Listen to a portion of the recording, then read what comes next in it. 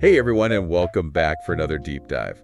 The self, it's one of those things we all kind of take for granted. Like, we know what it means, but then when you actually stop and think about it, it can feel kind of like a philosophical black hole. Oh, absolutely.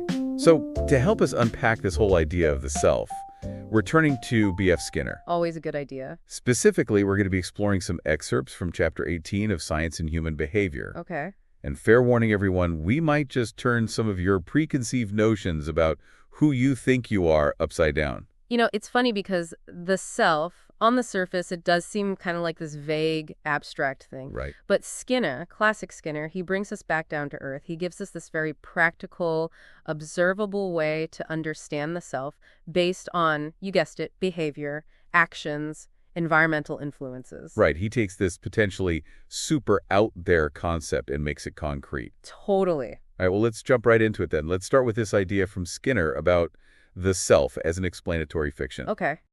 He compares it to something like how ancient civilizations explained like natural events they couldn't understand, like, oh, the gods are angry. Uh-huh. Right. So it's almost like a placeholder for a deeper explanation. Yeah. It's like we slap this label of self on something when we don't fully grasp what's going on. Exactly. And it's the same way, like Skinner points out, sometimes when we say things like, well, she did that because that's just who she is, we're not really explaining anything. We're kind of missing the real observable reasons behind her actions. It's almost like taking a shortcut, isn't it? Totally. Instead of really digging into all those observable actions and the environmental stuff that's shaping them, we just chuck it up to some mysterious self. Exactly. We jump to, oh, that's their personality, or that's just how they are. Right. And we kind of stop there. It's so easy to do. So instead of doing that, Skinner wants us to shift our focus. Yes. Outward. Outward, yeah, to the observable stuff. To what we can see, what we can measure. To the things that are actually happening in the world around us. Now, is he saying that internal states, feelings, that they don't exist? No, he's not denying that they exist. What he's saying is, to understand those internal states, we need to analyze how they show up in a person's behavior. Okay. And even more importantly, what's the environment's role in shaping those behaviors? I see. So it's less about dismissing our inner world and more about understanding how that inner world is influenced by external factors. Exactly. Like, think about it this way. Let's say you have a friend who's usually super outgoing and talkative. Okay.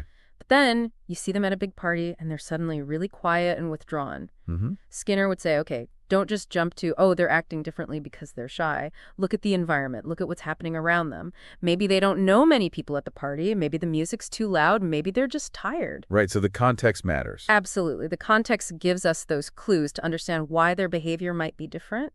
And that leads us to another really interesting idea that Skinner talks about.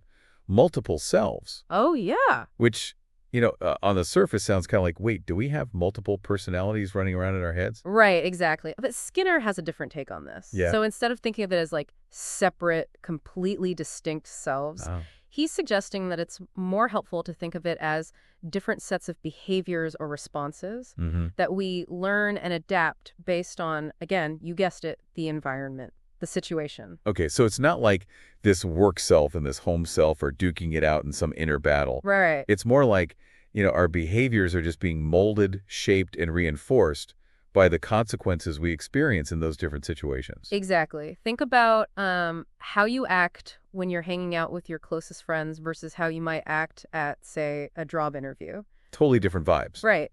You probably wouldn't tell the same jokes or use the same language in both situations, right? No way.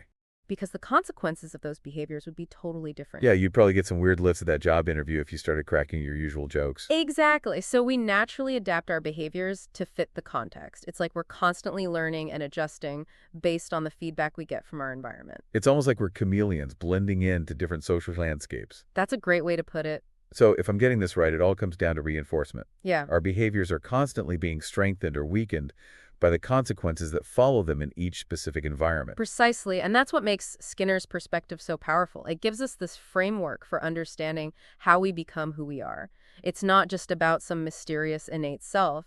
It's about the ongoing interplay between our actions and the world around us. So we're not just static beings. We're constantly evolving based on our experiences. Exactly. I love that. And when you start to see things through that lens, it can really open your mind to new possibilities for growth and change. Well, now I'm really starting to question everything I thought I knew about myself. Oh, good. That's the goal. But, Skinner doesn't stop it there. Oh, no, he doesn't. He goes on to explore some pretty complex territory, like his analysis of Freud's ideas. The id, ego, superego. Yeah, and he actually reinterprets them through this behavioral lens, Yeah, it's pretty wild. which honestly sounds both fascinating and maybe a bit daunting. It can be a bit head-spinning at first, Yeah. but once you get the hang of how Skinner approaches it, it actually starts to make a lot of sense. Well, I'm definitely intrigued. Good. Let's dive into that next. Okay, sounds good. So we were just talking about how Skinner reinterprets these big Freudian concepts. Right, like the id, ego, and superego. It's like, how do you even begin to explain something like the id, which is all about these primal urges, using a behavioral approach? Well, remember how Skinner always emphasizes looking at things from an observable standpoint. Yeah. So instead of thinking of the id as this separate entity inside our minds, he suggests we see it as those impulsive behaviors that we're driven by. Like our basic needs, hunger, thirst, comfort, those kinds of things. Okay, so the id isn't some abstract force. It's just our basic instincts playing out in the real world. Exactly. And the behaviors, like all behaviors, are shaped by the consequences that follow them. So when we get what we need, it reinforces those behaviors. So it's like when a baby cries because they're hungry and then they get fed, it reinforces that crying behavior. Exactly. The baby learns, hey, when I do this, I get what I need. Of course, it gets a lot more complex as we get older, but that basic principle of reinforcement still applies. So when we say someone's acting on their id, what we're really observing is them behaving in ways that have been reinforced by satisfying those basic needs. Exactly. It's not some mysterious inner force controlling them. It's just learned behavior. Okay, that makes a lot more sense. So then what about the superego? That's the part of us that's supposed to be all about morals and rules, right? Right. And Skinner sees this as the set of behaviors that we learn from society, like all those shoulds and shouldn'ts that we pick up from our parents, teachers, culture in general. Oh, I can totally relate to that. Like growing up, there were all these unspoken rules about how to behave, what was acceptable, what wasn't. Exactly. And we learn those rules through reinforcement, too. When we follow the rules, we might get praised or rewarded. When we break them, we might get punished or disapproved of. So it's all about social conditioning, shaping our behavior to fit in with the expectations of the group. Precisely. And this kind of conditioning starts from a very young age. Think about how we teach kids to say please and thank you. It's all about reinforcing those polite behaviors. It's like we're constantly being shaped by the feedback we get from the people around us. Exactly. And that feedback shapes not only our outward actions, but also our internal sense of right and wrong. Okay, so we've got the id, which is all about our basic needs and drives, and the superego, which is all about the rules and expectations of society.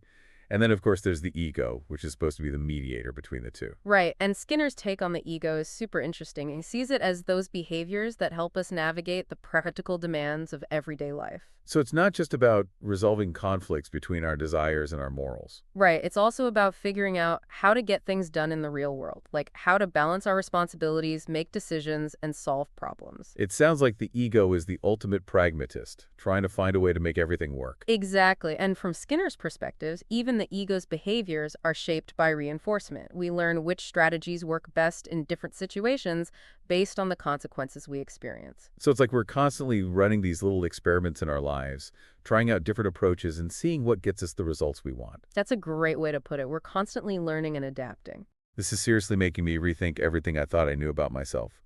But I have to ask, if our behaviors are so heavily influenced by our environment and our experiences, how much control do we really have over who we are? That's a big question, and one that Skinner definitely grapples with. Yeah, because if who we are is just a product of our conditioning, does that mean we're essentially robots just reacting to our programming? Not exactly. Skinner believed that even though our behaviors are shaped by reinforcement, we still have a degree of agency. We can choose to change our environment. We can choose to expose ourselves to new experiences. We can even choose to reinforce different behaviors in ourselves. So we're not just passive recipients of our conditioning.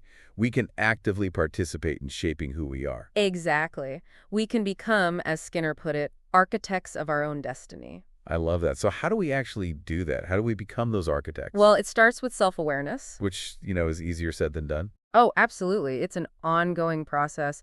But the more we understand about how our past experiences have shaped our current behaviors, the more choices we have about how to move forward. So it's like becoming a detective of our own minds, uncovering the clues that can help us understand why we do the things we do. Exactly. And as we start to see those patterns, we can start to make more conscious choices about the behaviors we want to cultivate and the kind of person we want to become. It's funny because when we talk about, changing our behavior, It's easy to fall into that trap of thinking, oh, I just need more willpower. Right, like, if I could just try harder. But Skinner would probably say, hold on, it's not just about willpower. Exactly. It's about understanding those patterns of reinforcement that are shaping our behavior in the first place. And finding ways to change those patterns. Exactly. It's like if you're trying to lose weight and you keep a bunch of tempting snacks in your house, well, that's setting yourself up for a struggle. Right.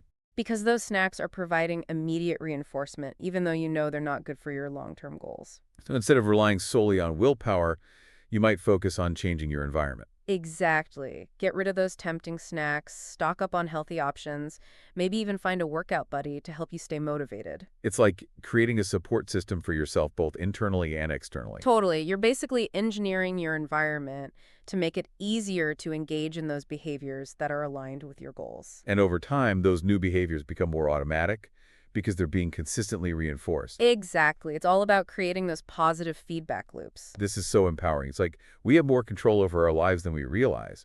But I have to ask, what about those deeply ingrained habits, those patterns that feel almost impossible to break? Even with those, Skinner believed that change is possible. Yes, it might take more effort, more creativity, but the principles are the same. It's about figuring out what triggers those habits, understanding what's reinforcing them, and then finding ways to disrupt that cycle. So, for example, let's say someone has a habit of biting their nails when they get anxious. Okay, so first step would be to figure out, okay, what situations trigger this nail biting? Is it work deadlines, social situations, traffic jams? Right, pinpoint those triggers. Exactly. Then you start looking for alternative behaviors that can provide that same sense of relief or distraction. So instead of biting your nails, maybe you squeeze a stress ball or take a few deep breaths. Exactly. Or maybe you practice some mindfulness techniques to help you manage those anxious feelings in a more healthy way. So it's about replacing those unhealthy habits with more positive coping mechanisms. Precisely. And over time, as those new behaviors get reinforced, they become stronger and more automatic. This is giving me so much hope. It's like we're not stuck with the habits we've developed.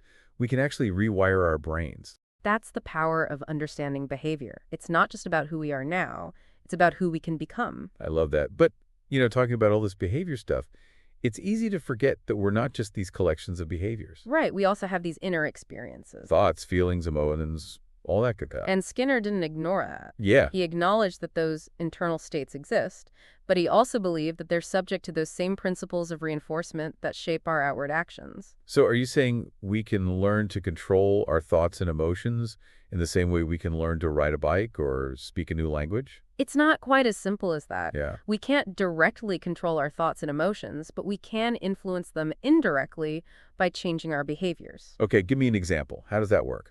Let's say you're feeling really down and discouraged about a project you're working on. Mm-hmm. You might notice that you're engaging in behaviors that are actually making you feel worse, like isolating yourself, dwelling on negative thoughts, procrastinating. Right, those classic downward spirals. Exactly. So instead of trying to force yourself to feel happy or motivated, you might start by changing those behaviors. So instead of isolating yourself, you might reach out to a friend for support. Exactly. Or instead of dwelling on negative thoughts, you might try focusing on what you've already accomplished or brainstorming solutions to the challenges you're facing. So it's about breaking those negative cycles and creating more positive ones. And as you start to engage in those more positive behaviors, you'll likely find that your thoughts and emotions start to shift as well.